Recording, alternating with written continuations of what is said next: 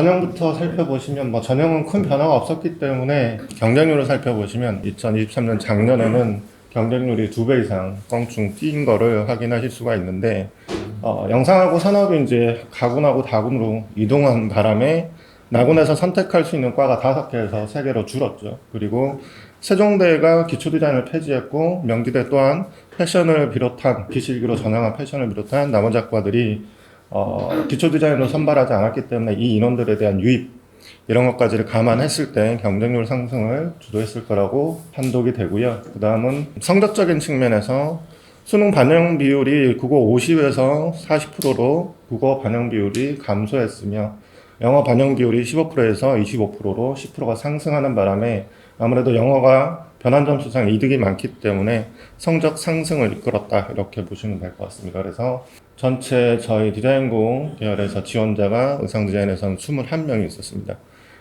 파란색 점은 불합격자고 빨간색 점이 합격자들이고요.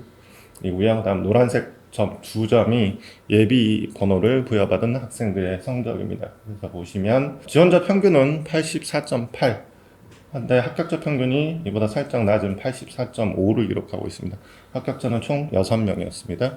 실기에서 부담이 좀 많이 되는 부분은 보편적으로 경쟁률이 높으면 소위 말해서 실기를 굉장히 우수하게 잘할 수 있는 여지의 학생들이 경쟁률이 낮았을 때보다는 등장하는 확률이 좀 높아지죠. 거기다가 비슷한 정도의 수준의 그림이 많아지다 보니까 아무래도 변별력이 높지 않으면 눈에 띄는 실기 점수를 받기가 어렵기 때문에 작년 입시에서는 특히나 변별력이 조금 더 필요했다 이렇게 보실 수 있을 것 같습니다. 다음은 이제 문제입니다. 문제는 이제 먼저 제시물인 스타킹 그리고 리본, 리벳, 생수병과 함께 사람의 손의 특성과 관계를 고려하는 게 첫 번째 문제의 주안점이고, 두 번째는 색상 제한, 핑크와 민트만을 가지고 이 스타킹을 표현하는 점, 그리고 세 번째로는 스타킹 안에 생수병을 반드시 한 번 이상은 넣어서 연출해라. 이 점이 가장 키워드로 해석될 수 있을 것 같습니다. 스타킹 같은 경우에는 이제 패브릭 종류인데다가 반투명, 탄력성을 갖고 있는 특징, 이걸 이제 어떤 식으로 녹여낼 것인가. 그리고 생수병 같은 경우에는 생수병이 갖고 있는 투명체에 대한 속성, 물을 넣은 채로 스타킹에 넣었다면 중력에 의한 무게감을 표현하는 측면에 포커싱을 맞춰야 될 것 같고요. 그다음 리본 같은 경우에는 선 요소이면서 묶는 어떤 기능적인 측면을 활용하는 것을 요구했을 거라고 판단이 되고, 리벳 같은 경우에는 은어로 찡이라고 하죠. 저희가 가죽 제품이나 이런 데 찡 박는다 해서 그런 부분을 생각한다면 어떤 고정용이나 장식용으로 활용하는 것을 원했던 것 같습니다. 손은 다른 사물들과의 어떤 관계성에 있어서 어떤 행위를 할 거며 그 행위에 타당한 포즈, 크기나 시점 이런 것들이 다양하게 등장함으로써 각각의 어떤 역할로 구분하는 측면을 보시려고 내셨던 게 아닌가 싶습니다. 그리고 이제 조건에서의 주안점을 살펴보면 역시나 이제 생수병을 스타킹에 넣는다라는 표현에서는 중력이나 탄력, 스타킹의 형태 변형을 중시하게 봐야 될 것 같고요. 그다음 제시물과 손과의 특성과의 관계, 손 포즈의 어떤 타당성, 각각의 손이 포인트로 존재할 거냐, 역할 구분에 대한 어떤 역시 시점이나 크기 조절 이런 것들이 중요점으로 생각이 됩니다. 민트와 핑크 색상에 대한 제한을 뒀다는 건 한남 대비나 보색 대비 관계에 있기 때문에 채도 조절이나 명도 조절을 실패하게 되면 아무래도 색이 칙칙하게 보일 수밖에 없기 때문에 중요했던 부분은 일단 배색의 면적 비율 그리고 채도나 명도에 대한 비율을 잘 활용할 수 있는가에 대한 배색 능력을 요구했던 것 같고, 그 다음은 스타킹이 아까 말씀드린 것처럼 반투명이 있기 때문에 그 반투명에 대한 표현을 어떻게 또 효과적으로 활용할 수 있는가를 체크하기 위한 조건이 아니었나 싶습니다.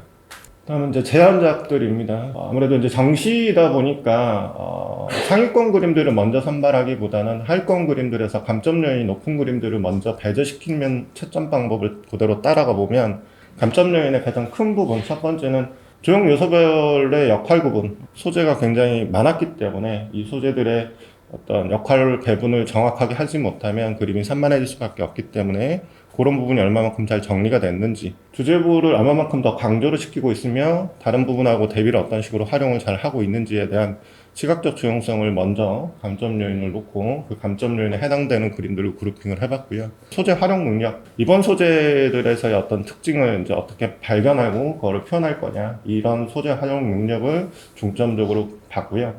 두 번째는 역시나 사물 간의 관계성 및 조건을 얼마만큼 잘 지키고 있는가, 그리고 가산점을 받을 수 있는 변별력적인 요인 부분에서는 제한 조건들, 아까 보셨던 색의 어떤 활용이라든지 뭐 생수병을 넣어서 표현한다든지 이런 제한 조건들을 얼마만큼 단순히 지키는 정도에서 쓰고 있느냐, 아니면 그 제한 조건을 아이디어로 적극적으로 활용을 하느냐, 이런 부분은 좀 봤고, 그럼 다양성 측면에서는 똑같은 장면을 여러 번 반복하기보다는 아무래도 손 포즈라든지 물병과 스타킹의 어떤 관계성에서도 다양한 모습들을 가지고 어떤 거는 주제부로, 어떤 건 서브로, 어떤 건 뭐 선적 요소로도 충분히 활용이 가능하기 때문에 그런 다양성을 얼마만큼 읽어내고 있는가. 시각적 조형성에서 조형 요소 역할 구분이 좀 빈약했던 그림들이라고 생각하는 주요 그림들을 추려봤습니다.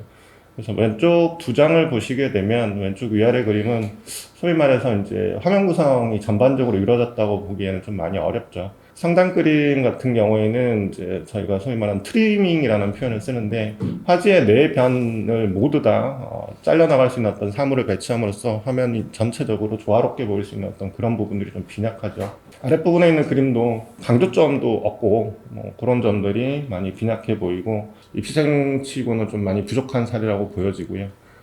오른쪽에 있는 6장 같은 경우에는 그런 부분들은 다소 해결은 되고 있으나 특히 손과 물병 간의 크기 대비를 보시면 대부분 다 유사하다는 것을 조금 확인하실 수가 있을 거예요. 그래서 물병이 주제인 건지 손이 주제인 건지 모호한 어떤 구분들이 아쉬운 점으로 남는 그림들이라고 생각이 돼서 면적 대비가 아무래도 이제 이루어지지 않기 때문에 주제부에 대한 인지력이 상대적으로 좀 떨어진다.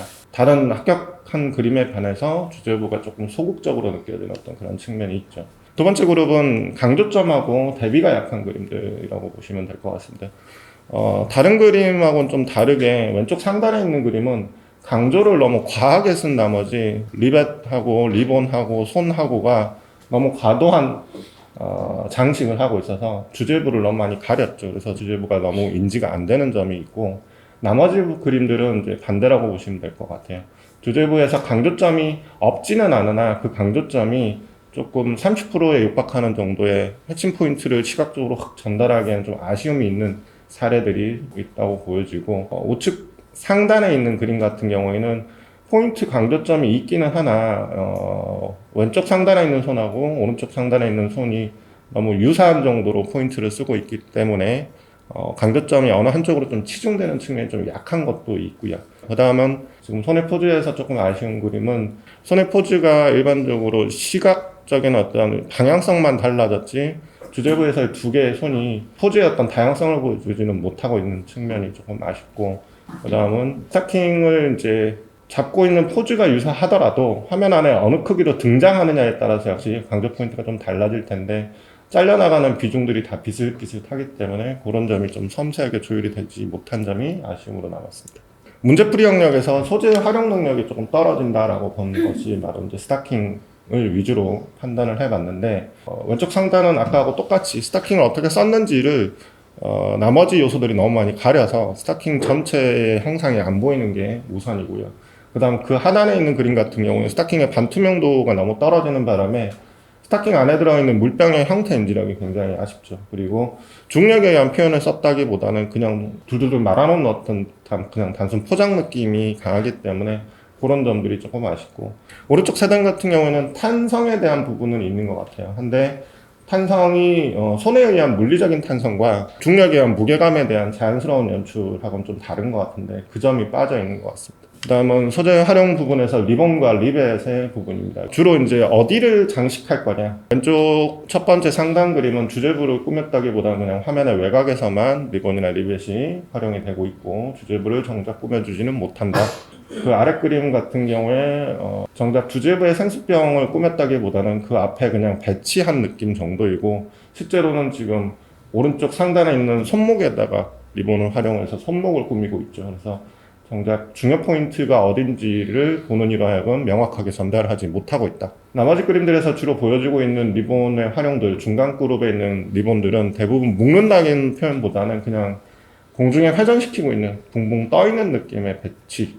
그래서 이거는 꼭 이 리본이 아니어도 상관이 없는 거고 리본의 기능을 충분히 살렸다라고 보기엔 좀 어려운 것 같아요. 그리고 오른쪽 끝쪽에 있는 두 장은 반짝거릴 수 있는 이 금속 리벳이 어디를 꾸밀 거냐인데 그 부분이 공중에 그냥 붕 띄워져 있다거나 세 번째 그림 스타킹의 밴드 부분에다가 리벳을 박으면서 이제 자연스럽게 리벳하고 패브릭 간의 어떤 소재 관계성을 보여준다거나 리본에다가 직접 찍어서 활용을 한다거나 이런 점들이 아마 이 소재에서는 요구되는 부분이었을 것 같은데 그런 부분들이 우측 두 장 그림에서는 조금 잘 안 보여서 아쉬운 점이 있었습니다. 문제풀이에서 이제 사물 간의 관계성 왼쪽 두 장 우측 상단에 있는 그림은 오히려 그런 장면이 배경부에 있죠. 스타킹하고의 어떤 관계성, 개연성에서는 상단에 있는 왼쪽 손은 이 배경부에 있는 것처럼 스타킹만 잡고 있어서 두 개의 손의 포즈가 조금 달랐으면 오히려 좀 더 개연성이 좀 높았지 않았을까 싶고요. 아래쪽 그림 같은 경우에도 그냥 무거운 생수병을 들었다라는 어떤 손의 포즈보다는 좌우의 손이 거의 똑같은 비슷한 포즈를 취하면서 시점이나 이런 부분도 유사하기 때문에 어떤 개연성도 개연성이고 두 개의 손 중에 누가 더 메인인지를 확인하기가 좀 어려운 그런 배치라고 보시면 될 것 같아요. 이 세 장 같은 경우에는 그런 감점 요인이 없는 상태에서 아무래도 평가에서 조금 더 우위를 점했다라고 보실 수 있을 것 같아요. 그래서 변별력 부분은 과연 뭐가 있을까라고 생각을 했을 때 첫 번째 그림 상단 같은 경우에는 지금 굉장히 무게감이 있어 보이게끔 중간에서 손이 힘을 꽉 주면서 이제 무거워 보이는 어떤 생수병 담긴 스타킹을 잡고 있고 양쪽으로 스타킹을 선적 요소로 탄성을 주면서 활용을 하고 있는 모습. 그리고 사실 하단에 있는 손은 상대적으로 봤을 때 위의 손들에 반해서 굉장히 힘없이 늘어져 있는 어떤 그런 측면과 시점을 쓰면서 손의 다양성을 보여주는데 성공했다라고 보여지고요. 그 우측에 있는 그림 또한 손의 포즈를 보시게 되면 주먹 쥔 것부터 시작해서 탄성 있게 잡고 있는 손들, 굉장히 다채로운 손의 모습을 그렸다. 그리고 그 하단에 있는 중간 줄에 있는 하단 그림을 보시게 되면 다양성이라고 보기에는 딱 두 가지밖에 없지만 이 두 가지가 거의 모든 걸 다 대변하지 않는가. 무게감이 있어 보이는 사물을 쥐고 있을 때 주먹 쥔 손과 함께 디테일하게 뭔가를 꾸며줬을 때의 어떤 집게손, 이 두 가지로 충분히 설득력 있는 어떤 손의 포즈를 연출하고 있지 않는가 싶고요.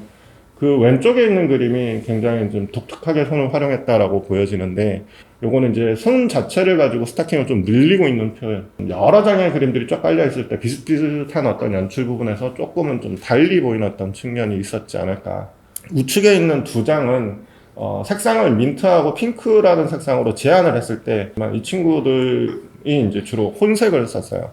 특히나 이제 스타킹이 반투명하다는 측면 그리고 생수병도 투명도가 있기 때문에 두 개가 혼색이 됐을 때 보라색군을 얻어낼 수 있는 점이 지금 화면에서는 조금 흐려서 잘 안 보이실 수 있는데 그 혼색 부분까지를 놓치지 않고 표현을 했기 때문에 이런 점들은 이제 타 그림들에 반해서는 조금 더 보너스 점수를 받을 수 있는 요인이 되지 않았을까라고 판독을 해봤습니다. 그래서 이제 앞서 말씀드렸던 이제 조건들 큰 맥에서는 이제 시각적 조형성은 세로축 그래서 하단 쪽에 있는 것일수록 시각적 조형 능력, 즉 화면 구성 능력이 떨어졌다고 보고 상단으로 갈수록 그런 점이 해결된 그림 그리고 X축인 문제풀이는 좌측이 문제풀이의 적극성이 떨어졌다고 보고 우측으로 가면 갈수록 문제풀이의 기본적인 것도 수행을 했고 좀 전에 말씀드린 변별력 부분에서도 조금 더 점수가 있는 그림들을 추려보면 우측 상단에 있는 6장의 그림이 역시 합격적 그림에 일치한다 이렇게 볼 수가 있을 것 같습니다. 왼쪽에 있는 두 장이 위에가 예비 16번, 아래가 예비 10번으로 예비 번호를 받은 그림들이고 오른쪽에 있는 그림들이 합격작 그림들인데 81%부터 차례대로 위에 3장, 아래 3장을 이제 놓고 점점점 점수가 높아지는 어떤 걸로 배치를 해봤어요. 앞서 보신 것처럼 이 그림들은 감점 요인을 얘기할 때 등장 빈도수가 좀 낮았던, 즉 감점이 많이 없었던 그림들 위주였던 특징이 정리가 됐고 그 다음 수능 점수가 낮을수록 가산점을 받을 수 있는 요인들이 조금 더 있는 그림들이었다 이렇게 분석이 되었습니다. 방금 보신 것처럼 변별력이 있는 부분들을 가지고 있는 게 아무래도 최저점에서 좀 유리한 점이 됐다. 그래서 위에 거는 이제 앞서 말씀드린 스타킹의 혼색 부분 그리고 아래 거는 손 포즈와 스타킹의 관계에서의 어떤 다른 사람들하고 어떤 차별화된 모습을 이끌어낸 점이 플러스 요인으로 작용했을 거라고 판독이 되고요. 그다음 오른쪽에 있는 그림들은 뭐 기본적인 화면 구성에서의 아쉬움들이 좀 커요. 그래서 상단에 있는 그림 같은 경우에는 강조점이나 이런 부분들이 좀 많이 빈약했던 부분들이 조금 아쉬움으로 남고, 그다음 아래쪽 그림 같은 경우에는 그리기 문제는 큰 무리는 없어 보이나 문제풀이에서 스타킹의 어떤 중력에 대한 어떤 무게감에 대한 어떤 활용성이라든지 손의 포즈 이런 것들이 배경부에 존재하고 주제부에서는 조금 아쉬움으로 남아요. 그리고 실제 이제 이 학생 같은 경우에는 실제 재현작하고 실제 그림하고는 좀 톤 차이가 많이 났다. 실제 시험장에서는 이거보다 완성미가 좀 많이 떨어졌다라고 얘기를 들어서 그런 점도 크게 작용을 했다라고 볼 수 있을 것 같습니다.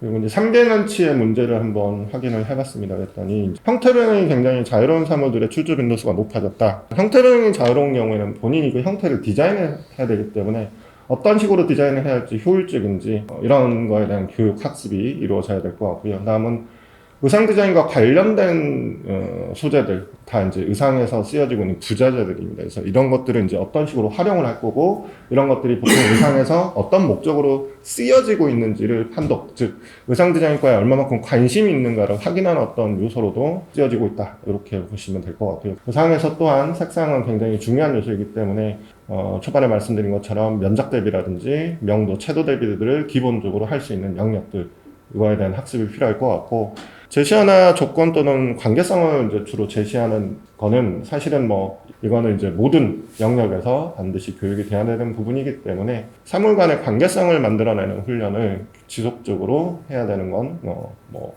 어디 학과나 다 필요한 요인인 것 같습니다. 네, 이상으로 발표 마치겠습니다.